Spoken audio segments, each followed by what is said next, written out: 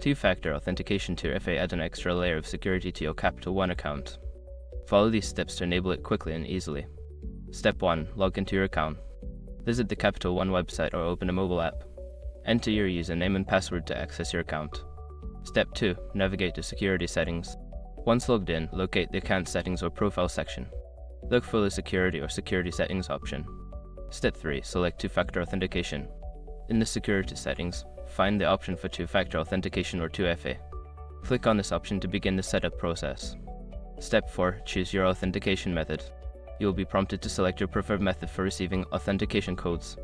This could be via text message, email, or an authentication app. Choose the one that works best for you. Step 5. Confirm and activate. Follow the prompts to confirm your choice. You may need to enter a code sent to your chosen method to complete the activation. Once confirmed, 2FA will be enabled for your account.